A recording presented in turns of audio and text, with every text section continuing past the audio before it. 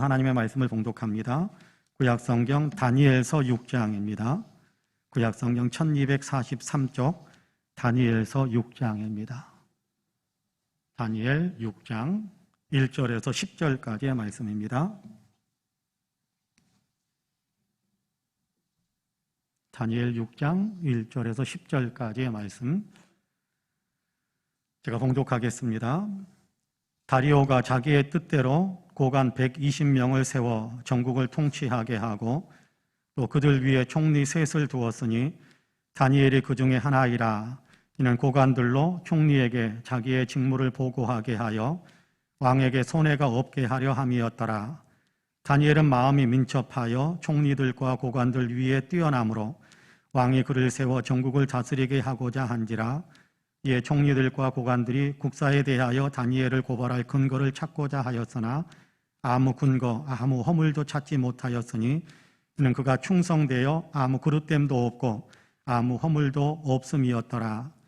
그들이 이르되 이 다니엘은 그 하나님의 율법에서 근거를 찾지 못하면 그를 고발할 수 없으리라 하고, 이에 총리들과 고관들이 모여 왕에게 나아가서 그에게 말하되 다리오 왕이여 만수무강하옵소서.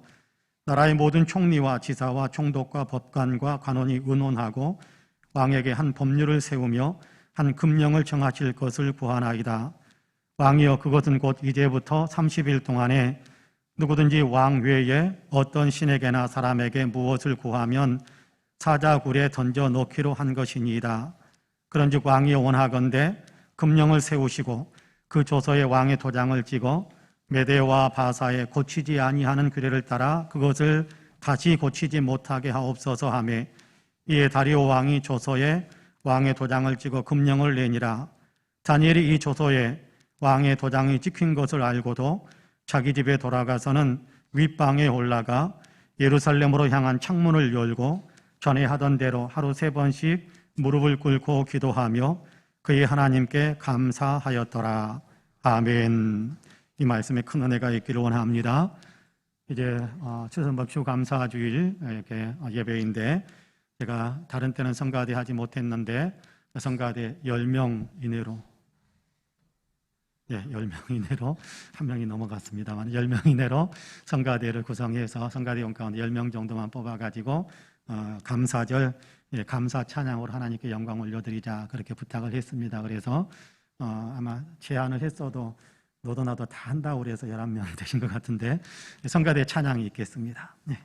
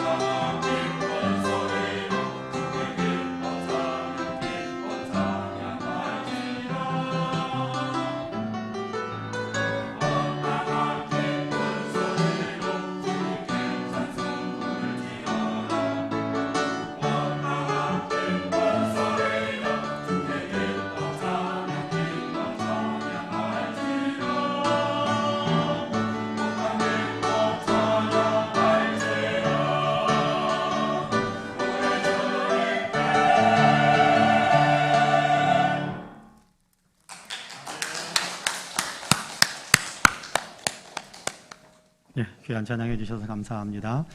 얼마나 찬양하고 싶으셨을 텐데 우리 성가대를 위해서 축복의 박수 한번 더 뜨겁게 해주시면 감사하겠습니다. 저희 교회 예배에 처음 참여하신 것 같아요. 그죠? 네. 혹시 두 분이 친척이신 같은 가족이신가요? 아니신가요? 친구예요? 그러시군요. 아주 잘 오셨습니다.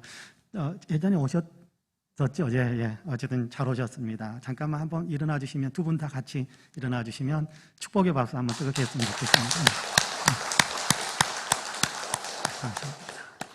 설교 시간에만 마스크를 좀 벗겠습니다.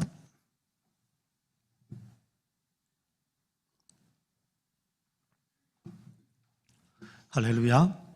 옆에 분들과 인사 한번 할까요? 눈으로만 인사하는 겁니다. 하나님이 당신을 참 사랑하십니다. 눈으로만 인사. 예. 나도 당신을 사랑합니다. 눈으로만 하는 겁니다. 예. 한 번 더 인사하고 당신 참 괜찮은 사람입니다. 예. 감사합니다.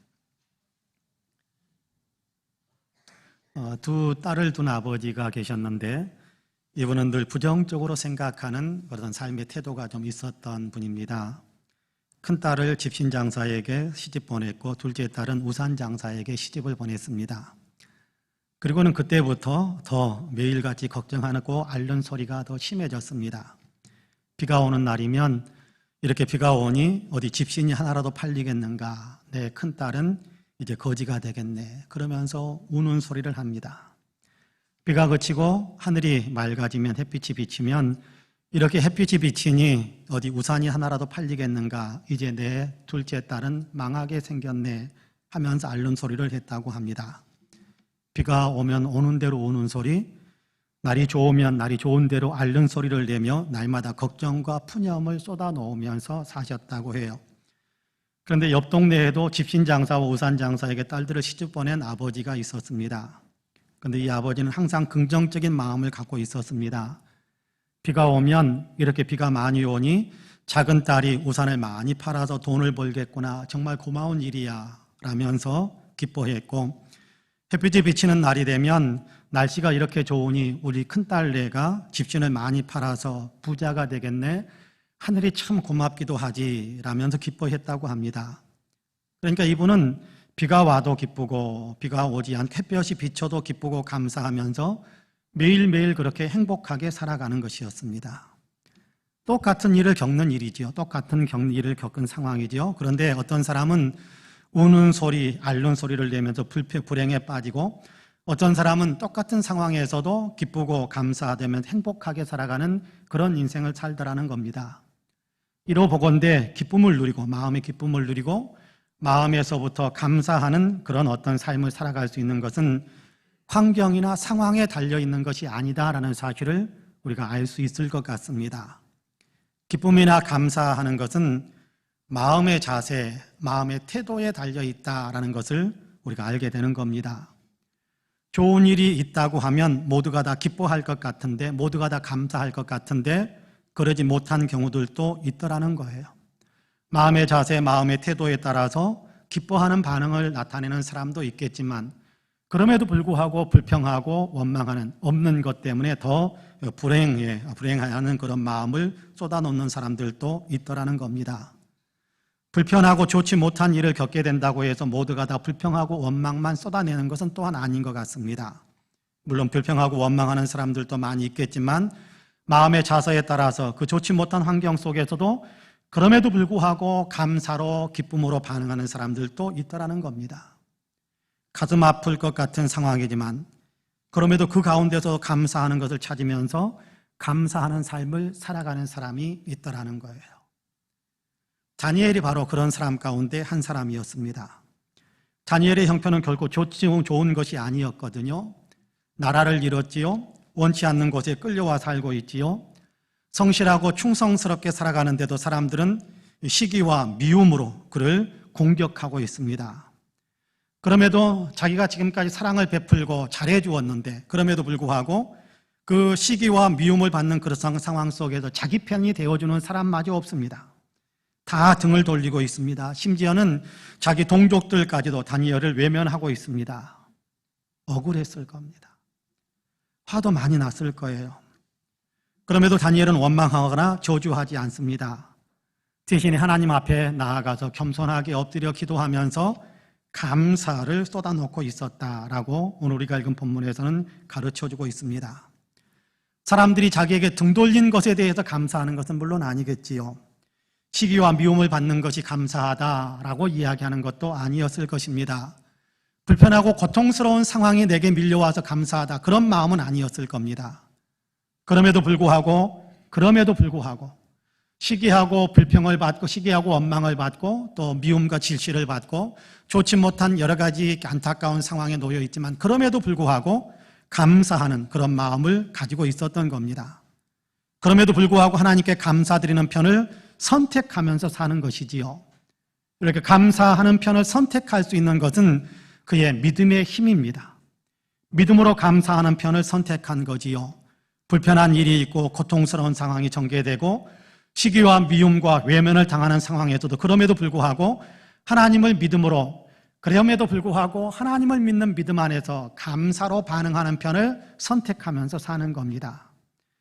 감사로 제사하는 사람, 감사하는 사람이 하나님을 영화롭게 한다라고 이야기했는데, 하나님께서 그렇게 말씀하셨는데, 이 감사로 반응하는 다니엘은 이 감사하는 반응 때문에 하나님을 영화롭게 해드리는 그런 삶을 살아가고 있는 겁니다. 오늘은 맥주 감사주일인데요. 감사주일, 감사하는 날이지요. 이 감사하는 그 마음, 감사절에, 이 감사절 아침에 우리가 다니엘이 어떤 믿음으로, 어떤 믿음의 태도로 그렇게 감사할 수 있었는지를 한번 배우기를 원합니다. 그래서 우리도 다니엘처럼 감사를 하나님께 올려드릴 수 있는, 다니엘처럼 그렇게 일상의 삶을 감사하면서 살아갈 수 있는 믿음의 태도를 우리가 갖게 되기를 원합니다. 바라기는 이 시간 말씀을 나누는 우리 모두가 다니엘처럼 일상생활 속에서도 감사하는 믿음의 삶, 감사를 선택하면서 살아가는 믿음의 삶을 살아갈 수 있는 우리의 믿음이 되기를 주님의 이름으로 간절히 축복합니다. 첫째로 다니엘은 성결한 삶으로 감사를 드리고 있음을 보게 됩니다. 다니엘은 감사하기 때문에 성결한 삶을 결단했고, 성결한 삶을 살아가기로 결단함으로 하나님께 자기의 감사하는 마음을 올려드리고 있는 겁니다. 다니엘은 유다가 바벨론에 망했을 때 포로로 붙잡혀서 끌려와서 바벨론 땅에 살고 있는 사람입니다. 바벨론 왕은 똘똘한 사람들, 그들 가운데 똘똘한 젊은이 몇 사람을 선별해서 바벨론의 일꾼으로 만들려고 했습니다. 바벨론화 시키는 거지요. 이들에게는 왕의 음식, 최고급의 음식을 제공합니다. 포로로 끌려온 사람들이 왕의 음식을 먹는다, 이거는 굉장한 호강이 아니겠습니까? 근데 다니엘은 왕이 내린 그 음식을 먹지 않겠다고 합니다. 이유는 자기를 더럽힐 수 없다라는 것이지요. 1장 8절 말씀인데요. 여러분 같이 한번 읽어볼까요? 1장 8절 같이 읽습니다. 시작. 다니엘은 뜻을 정하여 왕의 음식과 그가 마시는 포도주로 자기를 더럽히지 아니하리라 하고 자기를 더럽히지 아니하도록 환관장에게 구하니. 할렐루야. 왕이 내린 음식은 우상 숭배의 음식이거든요. 그리고 율법에서 금하는 음식들도 여기에 포함되어져 있거든요. 율법에서 금하는 음식을 먹는다면 영적으로 더러워진다면서 다니엘은 하나님 앞에서 정결함을 유지하기 위해 왕이 내린 음식을 먹지 않겠다라고 뜻을 정해서 그렇게 실천하기를 원했던 겁니다. 저는 여기에서 가만히 생각을 해봅니다. 조국의 위기를 맞았을 때, 다니엘이 유대 땅에 살고 있을 때 바벨론이 공격해와서 곧 나라가 망할 것 같은, 바람 앞에 등잔 같은 그런 등불 같은 그런 처지에 놓였을 때 다니엘은 틀림없이 나라의 안전을 위해서 기도했을 겁니다. 그런데도 나라는 망했어요. 다니엘은 이역 말리 먼 땅까지 포로로 끌려왔습니다. 원하는 대로 된 것이 아닙니다. 된 것이 없습니다. 하나님께 도움을 간청했는데 도움을 입지도 못했습니다. 자, 그러면 하나님께 어떤 마음을 품게 될까요? 여러분은 이런 상황이 되면 어떤 마음을 품습니까? 원하는 것을 이루어주지도 않고 도움을 주지도 않을 때 여러분은 하나님께 어떤 태도를 취하시나요? 다니엘은 지금 이렇게 실망스러운 상황이지만 그럼에도 나는 하나님 앞에서 순결하기 위하여, 하나님 앞에서 성결하게 살기 위하여 나는 하나님의 율법의 말씀을 지키는 편을 선택하겠다 라고 선포하고 있는 겁니다. 여러분, 율법이 무엇입니까?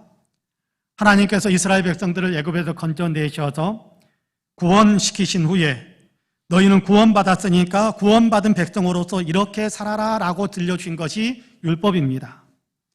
하나님의 사랑을 받았으니까 그 은혜에 감사하면서 살아라 라면서 감사하는 삶을 이렇게 사는 거야, 감사하는 삶은 이렇게 사는 거야 라고 감사하는 길을 가르쳐 주신 것이 율법입니다. 그러니까 율법을 지킨다는 것은 하나님께 감사드리는 삶을 사는 것입니다.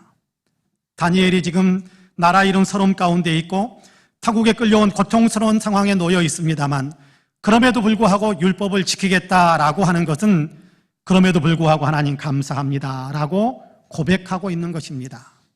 물론 나라가 망해서 감사하는 것은 아닙니다. 고생하고 있는 것이 감사하다라는 것은 물론 아닙니다. 이런 상황에 놓여 있지만 그럼에도 하나님은 여전히 하나님이시고 하나님은 여전히 나의 삶을 섭리하고 계심을 믿기 때문에 그래서 나는 하나님께 감사합니다 라고 고백하는 것입니다. 그렇습니다. 원치 않는 상황에 놓여 있고 고난의 깊은 수렁에 던져져 있을지라도 그럼에도 하나님은 여전히 나의 하나님이시고 여전히 하나님은 나를 사랑하고 계시고 여전히 하나님은 모든 것을 섭리하고 계시는 그 하나님이 나의 하나님이시다라는 사실 때문에 감사합니다 라고 고백하는 겁니다. 감사하기에 하나님의 말씀 더 순종하면서 살겠습니다 라고 고백하는 것이 나는 나를 더럽히지 않고 성결하게 하나님의 말씀에 맞추어서 살겠습니다 라고 고백하는 그런 고백으로 감사를 올려드리고 있는 겁니다. 김병년 목사님이라는 분이 계십니다. 이분은 어린 시절 농촌 봉사활동을 위해서 찾아왔던 사람들이 그 대학생들이 교회 예배당에서 풍금을 막 치는 그 풍금 소리에 끌려서 교회에 처음으로 발을 내딛었습니다. 대학생이 되었을 때 선교단체에 들어가서 예수님을 인격적으로 만났고 15년 동안이나 그 선교단체에서 간사로 그렇게 섬겼습니다. 그러는 과정 속에서 신학 공부도 했었는데 31살이 되었을 때에 아내를 만나서 결혼을 했고 신학 공부를 마치고 목사가 되어서 개척교회를 시작했습니다. 개척교회를 시작한 지 한 4개월쯤 됐을 때 셋째 아이가 태어났는데 이 셋째 아이를 낳은 후에 아내가 갑자기 뇌경색으로 쓰러져서 더 이상 움직이지 못한 형편이 되었습니다. 전신마비가 된 아내 그리고 새 아이를 돌보며 교회 사역을 병행하고 있는 목사님은 매우 어려운 여건에 놓이게 되었지만 그럼에도 불구하고 주 안에서 희망과 또 꿈을 품고 살아갑니다. 그 과정 속에서 자신의 일상생활에서 겪었던 이런저런 일들을 글로 써가지고 책으로 출판을 했는데 그 책 제목이 책이 몇 권이 됩니다. 그 가운데 난 당신이 좋아라는 책이 있고 바람 불어도 좋아라는 책이 있고 아빠 우리는 왜 이렇게 행복하지? 라는 어떤 책 제목들이 있습니다. 그의 책을 통해서 들려주는 그의 고백 가운데 김병년 목사님은 이런 고백을 합니다. 우리는 흔히 태풍이 불 때 바람이 분다라고 말합니다. 하지만 태풍이 없을 때도 바람은 여전히 매일 불고 있습니다. 고난도 마찬가지입니다. 바람의 강도가 내 삶을 결정하지 않는 것처럼 고난도 그렇습니다. 이렇게 긍정적으로 생각하면서부터 고난이 없어져야 한다는 생각도 사라졌습니다. 진정한 믿음은 고통을 없애는 것이 아니라 고통에도 불구하고 절대 감사, 절대 긍정의 믿음으로 걸어가는 것입니다 라고 고백하고 있습니다. 쓰러진 아내를 간병하는 남편으로 어린 아이들을 돌보며 양육하는 가정주부와 같은 역할을 감당하는 사람으로 교회를 섬기는 목회자로 살아가는 것은 정말 힘든 일이었을 겁니다. 육체적으로 굉장히 힘들었을 겁니다. 고난이지요. 그럼에도 하나님의 은혜, 하나님의 섭리를 믿으며 그는 감사를 고백하고 있습니다. 감사하기에 하나님의 말씀에 순종하기 위한 더 열심을 내고 있다라는 그런 고백도 있었습니다. 그의 이야기에 이런 고백이 담겨 있습니다. 하나님 앞에 서게 되었을 때 하나님이 어떻게 살다 왔느냐라고 물으시면 병든 아내 돌보다가 왔습니다라고 대답할 것이다 라고 그렇게 기록하고 있습니다. 그러면 하나님께서 너 정말 언약을 잘 지켰구나, 착하고 충성된 종이구나 라고 말씀해 주실 텐데 그 하나님의 말씀을 듣고 싶다라고 고백하는 것을 읽었습니다. 고생이지만 그럼에도 감사하면서 하나님의 섭리가 있을 것을 믿기에 감사하면서 동시에 남편들은 아내 사랑하기를 그리스도께서 교회를 사랑하며 자기를 주심같이 하라라는 주님의 말씀을 철저하게 지키기 위해서 순종하기 위해서 산다라는 겁니다. 그러니까 아내를 간병하는 일에도 주님 섬기듯이 그 말씀에 순종하는 그런 마음으로 더욱더 극진한 마음으로 아내를 간병한다는 겁니다. 이렇게 말씀에 순종하는 것이 주님께 감사드리는 일이기 때문에 그렇습니다. 환경이나 상황이 아닙니다. 어떤 처지에서든지 하나님의 섭리와 은혜를 믿으면 감사할 수 있습니다. 하나님의 섭리와 은혜를 믿으면, 그래서 감사하는 마음을 갖게 되면 감사를 표현하게 되는데, 그 감사의 표현을 우리가 어떻게 하느냐 하면 다니엘은 하나님의 말씀을 지키는 것으로 그렇게 감사를 표현하고 있지 않습니까? 하나님의 말씀을 지키는 것으로 나의 감사를 올려드리는 겁니다. 김병년 목사님 마찬가지입니다. 하나님의 섭리를 믿기 때문에 기쁨으로 감사하면서 하나님께서 내게 주시는 그 말씀에 따라서 아내 간병하는 것도 전혀 부담스럽게 생각하지 않고 주님 섬기는 마음으로 감사하면서 그렇게 간병을 하더라는 겁니다. 그렇습니다. 감사하는 마음으로 주의 말씀에 순종하는 것, 이것이 중요합니다. 일상생활에서 감사드리는 삶은 주님의 말씀을 귀담아 듣고 순종하며 살아가는 것입니다. 다니엘이 그랬던 것처럼 우리도 말씀에 순종함으로 하나님의 은혜에 감사하면서 살아가는 감사의 열매를 올려드리는 우리 사랑하는 모든 성도님들이 되시기를 주님의 이름으로 간절히 축복합니다. 둘째는 희망을 품음으로 감사하고 있습니다. 약속에 대한 희망, 약속을 믿기 때문에 희망을 품고 그 희망을 가졌기 때문에 하나님께 기도하는 삶을 살아가는 것, 그것이 감사드리는 삶이다라는 겁니다. 다니엘은 희망 가운데서 감사했습니다. 감사함으로 희망을 품는 것이기도 합니다. 나의 열악한 상황 속에서도 여전히 일하고 계시는 하나님을 믿음으로 희망 가운데서 하나님께 감사를 올려드리고 있는 겁니다. 본문 10절 말씀을 같이 한번 읽어볼까요? 10절 같이 읽습니다. 시작. 다니엘이 이 조서에 왕의 도장이 찍힌 것을 알고도 자기 집에 돌아가서는 윗방에 올라가 예루살렘으로 향한 창문을 열고 전에 하던 대로 하루 3번씩 무릎을 꿇고 기도하며 그의 하나님께 감사하였더라. 할렐루야. 다니엘은 자기 집에서 예루살렘 방향으로 창문을 열고 늘 하던 대로 계속해서 그렇게 해왔는데, 늘 하던 대로 그렇게 하루에 3번씩 무릎을 꿇고 기도하며 하나님께 감사를 드렸다라고 이야기합니다. 다니엘은 기도할 때 예루살렘 방향으로 난 창문을 열고 예루살렘을 바라보면서 기도했다고 하지요. 물론 예루살렘이 육안으로 보일 만큼 가까운 곳에 있지 않습니다. 절대 볼 수 없는 멀리 떨어진 곳이지요. 마음으로 바라보고 있는 겁니다. 예루살렘, 특별히 예루살렘 성전을 바라보고 있는 겁니다. 마음으로 성전을 바라보면서 기도하는 것은 그의 믿음의 표현입니다. 하나님의 약속을 믿고 하나님의 약속을 믿기 때문에 희망을 품고 그렇게 기도하고 있는 그 믿음을 표현하는 것입니다. 열왕기상 8장 48절과 49절에 그의 희망의 근거가 나타나 있는데요. 열왕기상 8장 48절과 49절 말씀 여러분 같이 한번 읽어보겠습니다. 영상에 떠 있으니까 같이 읽어봅니다. 시작. 자기를 사로잡아간 적국의 땅에서 온 마음과 온 뜻으로 주께 돌아와서 주께서 그들의 조상들에게 주신 땅, 곧 주께서 택하신 성읍과 내가 주의 이름을 위하여 건축한 성전 있는 쪽을 향하여 주께 기도하거든 주는 계신 곳 하늘에서 그들의 기도와 간구를 들으시고 그들의 일을 돌아보시오며. 할렐루야. 이 말씀은 솔로몬이 성전 낙성식 때 하나님께 기도드렸던 내용입니다. 만약 나라가 망해서 포로로 끌려가더라도 그곳에서 성전 있는 쪽을 바라보면서 하나님께 기도하면 기도를 들어주시고 그 기도의 소원대로 역사하셔서 그들을 그 타국에서 포로로 끌려가 있는 땅에서 고국으로 돌아올 수 있도록 하나님께서 그렇게 우리에게 은혜를 내려주옵소서라고 기도하니까 열왕기상 8장 이어지는 9장에 이어지는 내용을 보면 하나님께서 그렇게 하겠다라고 약속하시는 장면이 있습니다. 그 약속을 의지하는 거죠. 그 약속에 희망을 걸고 있는 거죠. 그 약속을 믿고 신뢰하는 거죠. 그래서 성전 방향으로 그는 문을 열고 하나님께 기도하고 있는 겁니다. 부모님이 자녀들에게 선물을 약속하면 아이들은 감사합니다 라고 인사를 합니다.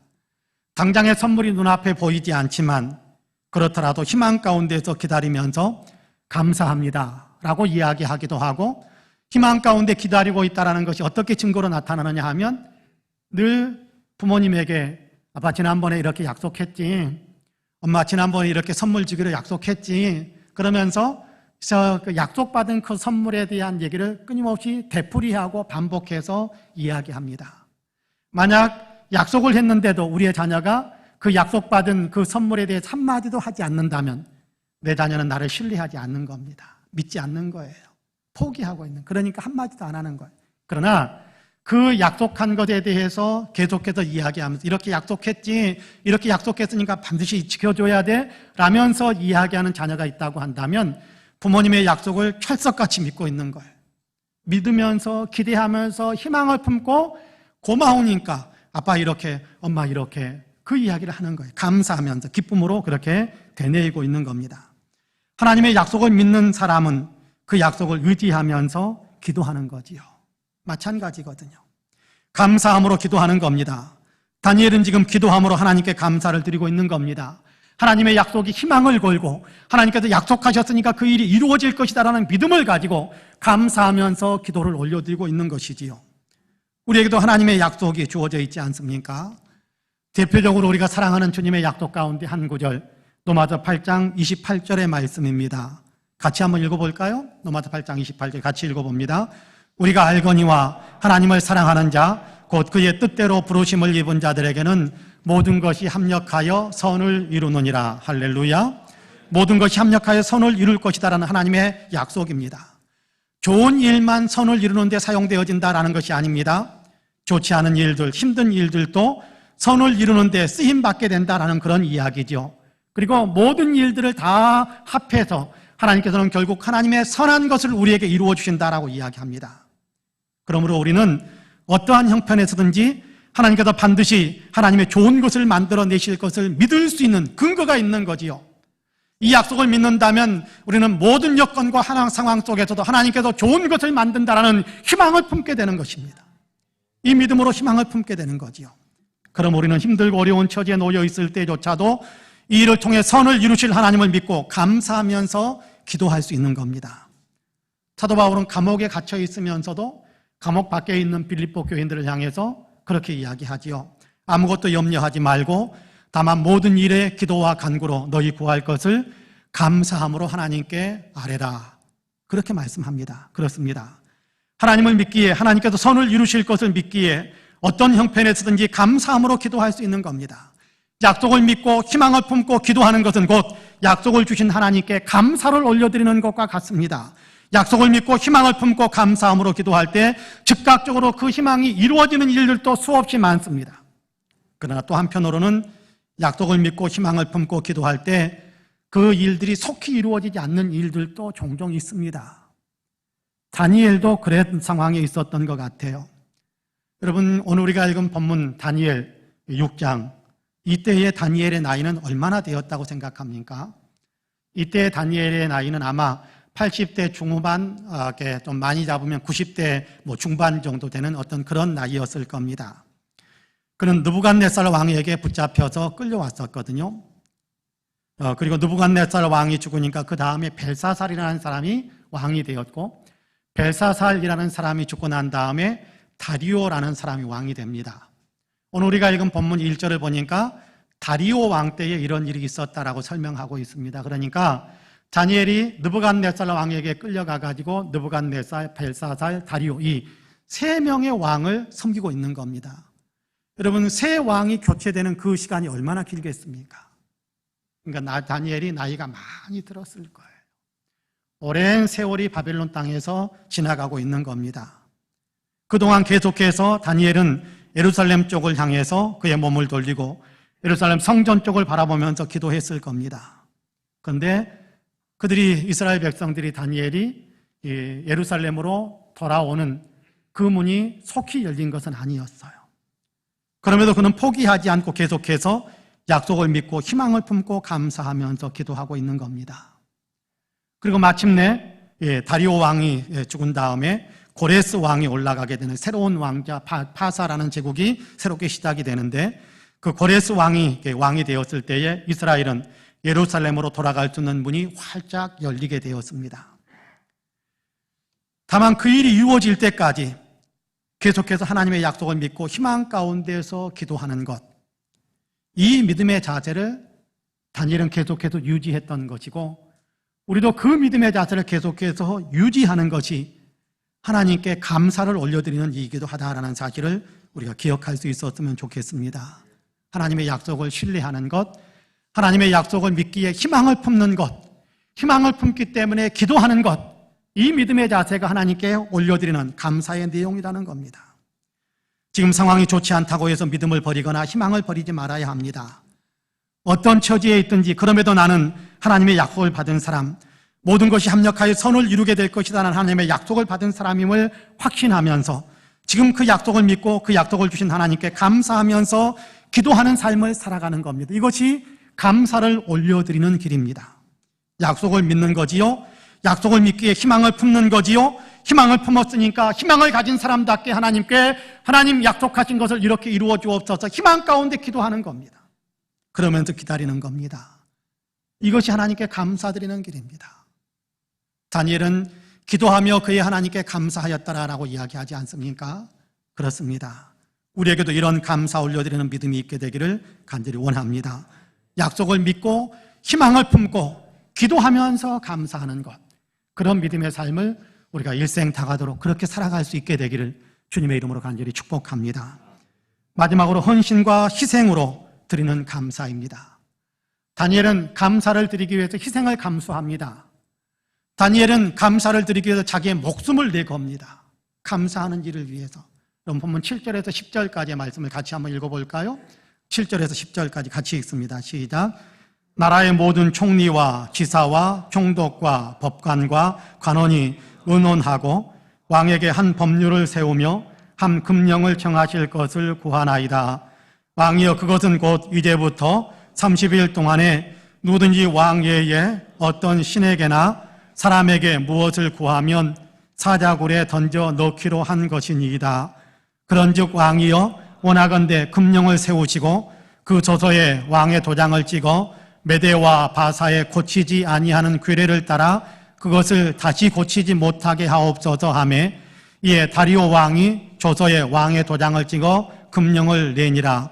다니엘이 이 조서에 왕의 도장이 찍힌 것을 알고도 자기 집에 돌아가서는 윗방에 올라가 예루살렘으로 향한 창문을 열고 전에 하던 대로 하루 3번씩 무릎을 꿇고 기도하며 그의 하나님께 감사하였더라. 할렐루야.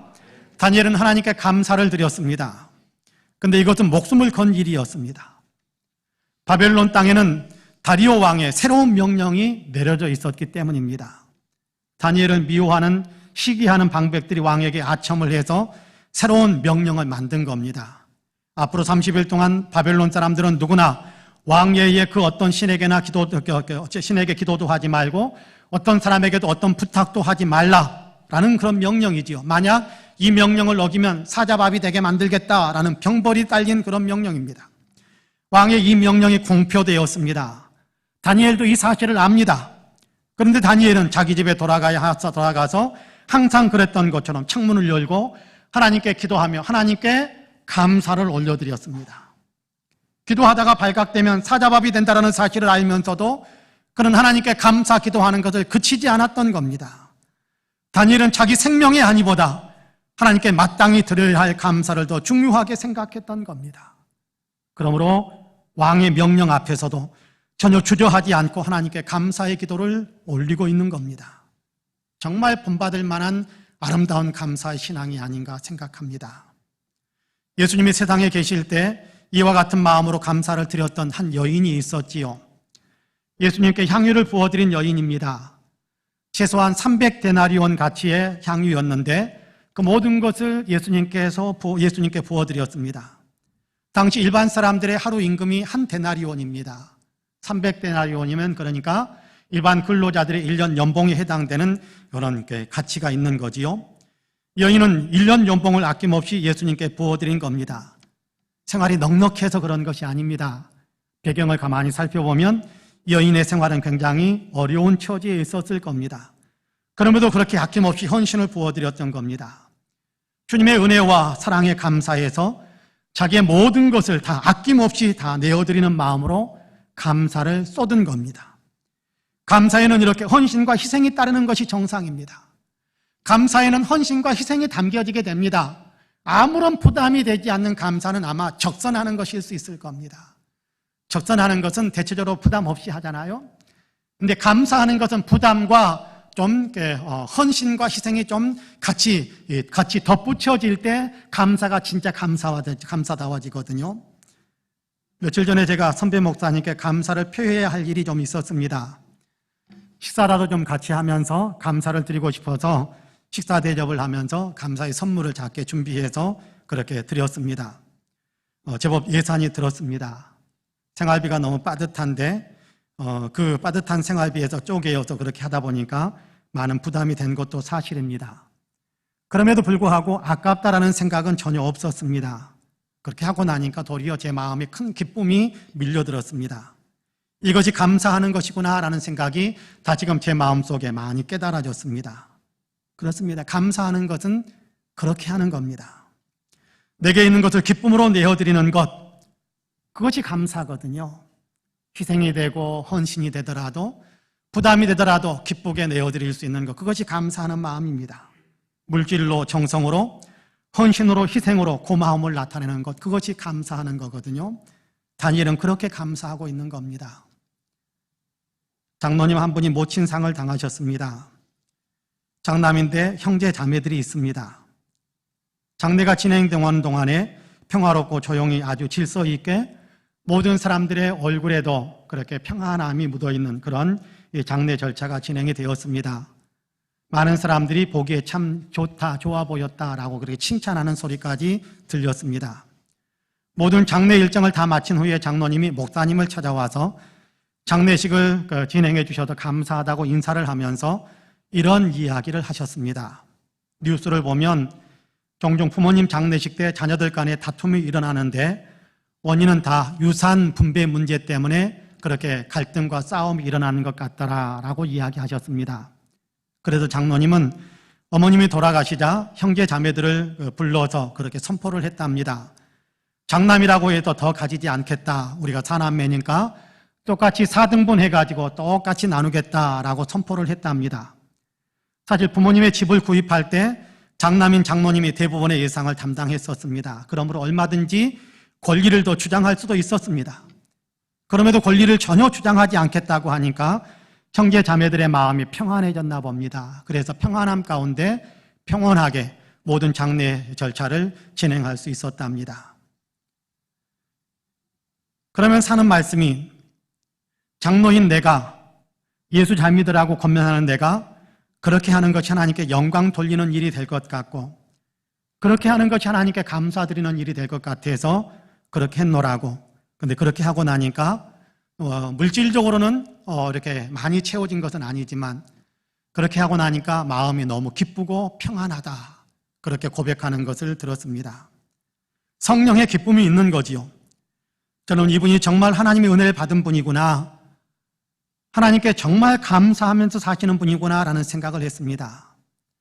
하나님께서 기쁘게 받으실 일이요 영광 받으셨으리라고 저는 생각을 합니다.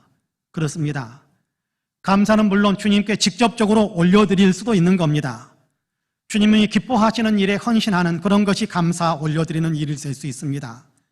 주님께 직접 헌신을 드리는 것, 삶을 드리고 예물을 드리는 것, 이것이 주님께 드리는 감사일 수도 있겠지만 주님이 원하시고 기뻐하시는 일을 위해 기꺼이 나를 내어드리고 나를 비우고 기꺼이 주님께 내 자신을 올려드리는 것, 주님이 기뻐하시는 일을 위해서 기꺼이 내가 손해를 감수하는 것, 이것도 주님께 드리는 감사다라고 저는 생각을 합니다.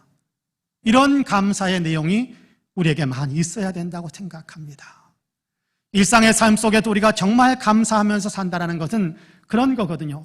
감사의 예물을 많이 올려드리는 것도 감사하는 것이겠지만 주님이 기뻐하시는 일을 위해서 아낌없이 내가 사용할 수 있는 것, 나를 비울 수 있는 것, 옆에 있는 사람을 사랑하기에, 옆에 있는 사람 앞에서 예수 믿는 사람의 향기를 나타내기 위해 기꺼이 내 자신을 비우고 내어줄 수 있는, 이것도 하나님께 올려드리는 그런 감사란 말입니다. 우리에게는 이런 헌신과 희생이 따르는 감사의 신앙이 있게 되기를 간절히 축복합니다. 사랑하는 성도 여러분, 매주 감사주일 아침에 우리는 다니엘의 감사 신앙을 배웁니다. 감사절이니까 딱 하루 감사하는 것 차원을 넘어서서 다니엘은 일생을 그렇게 감사하는 신앙으로 살았다는 사실을 우리가 배우게 되는데, 하나님의 섭리를 믿으며 어떤 상황 속에서도 하나님의 말씀을 지키는 것, 이것이 감사드리는 신앙이고, 하나님의 약속을 믿기에 하나님의 약속이 이루어질 것이라는 희망을 가지고 그 약속이 이루어지기를 희망하면서 기도하는 삶을 살아가는 것, 이것이 하나님께 드리는 감사의 표현이고, 더 나아가서 하나님께 감사하기에 헌신과 희생을 기꺼이 내어드릴 수 있는 어떤 믿음의 삶을 살아가는 것, 이것이 진정한 감사의 신앙이다라는 사실을 배우게 됩니다. 바라기는 이 감사의 신앙이 우리의 신앙도 되기를 간절히 원합니다. 그래서 다니엘처럼 감사하면서, 그러면 하나님께 영광을 올려드리고 감사하는 자에게 주시는 하나님의 아름다운 축복을 우리의 삶 속에서 더 풍성하게 누리며 살아갈 수 있게 되기를 주님의 이름으로 간절히 축복합니다. 아멘. 기도하겠습니다. 감사하신 하나님, 우리의 삶 속에서 늘 우리에게 깨우침을 주시고 주님과 가까이 살면서 주님을 따르는 믿음의 삶을 살아갈 수 있게 하시니 감사합니다. 맥주 감사절일 아침에 우리가 감사하는 마음으로 주님께 귀한 예물을 올려드리지만, 우리의 감사하는 마음이 여기에서 그치는 것이 아니라 다니엘처럼 일상의 삶 속에서도 그렇게 감사하는 마음으로 하나님께 감사를 올려드리는 그런 신앙의 삶을 살아갈 수 있도록 우리에게 격려해 주시고 말씀으로 이끌어 주셔서 감사합니다. 다니엘처럼 일상의 삶을 감사하면서 살아가는 우리의 삶이 되게 하여 주옵소서. 감사드리며 예수님의 이름으로 기도하옵나이다.